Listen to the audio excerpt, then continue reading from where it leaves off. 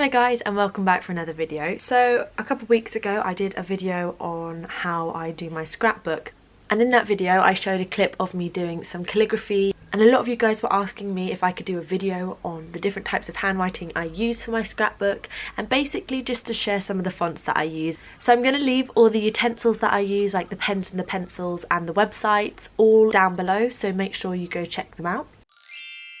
So basically in the video where I wrote Lake Como and Milan, I used this pen. This is the Pentel brush pen. Inside all of my birthday cards and Christmas cards, I tend to write happy birthday or happy Christmas with this pen, just because it makes it look just a little bit more special than normal. So for this I'm doing a basic outline with a pencil of what I might do, just to make sure that it's symmetrical. I can always rub it out with the rubber on the other end. If you want to be super precise, then you can always use a ruler to draw a line down here and a line up here so that you know that you're writing straight, but to be honest, a little bit of wonkiness just makes it seem more natural. Now the tip with this pen is basically when you do it, you do thick strokes down and then thin strokes on the way up. If I was to write fonts normally, it would be like this is going up, this is coming down, up, up, down. So once all the thick stuff is done and I've done all the hard pressing down, I can then go over and do the light stuff by pressing really gently and getting a nice, precise, neat line. So now I've done that, I'm just going to rub out my pencil drawing to make it look more sharp. For the super precise stuff, I'm actually going to be using my Stapler pigment liners, and I'm going to be using the thinnest one possible, which is the 0.05. And that is going to get rid of any of the wobbles here.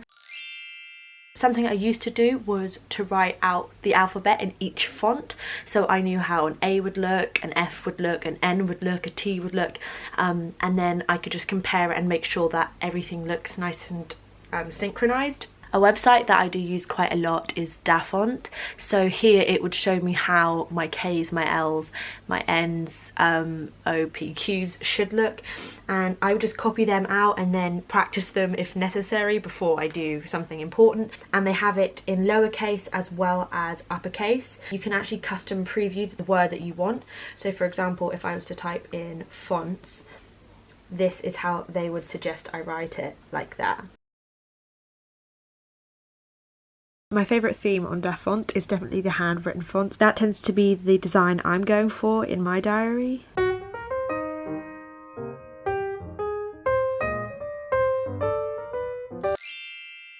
So it all starts off in boring capitals, and then what I do is I basically add an extra line to each long line like this. With fonts that are in capitals and that do use straight lines, it is probably better to use a ruler. Out of this Stapler set, I'm now going to go in with the 0.3 pigment liner. Now that's done, I can just rub out the pencil like before. If you're in a rush or you want to keep it nice and minimalistic, then sometimes I leave it like that, or I might fill it in with a fine liner. If you add that, it just gives it something a little bit more special.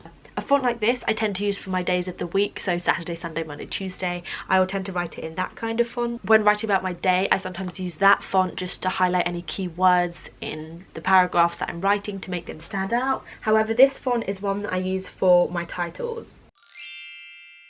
I'm going to show you how easy it is to do these banners, because I thought that they would take ages, but actually I tend to do them freehand. I'm only doing it with a ruler because I'm trying to make it super straight and impressive.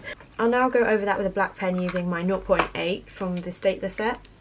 Once you've made your flag, you're just then going to go in and do some lines on it. These pens I have had since I was in year 7, so it's like 9 years or something crazy, and therefore they are running out. With that colour, I'm then just going to basically create a shadow with it.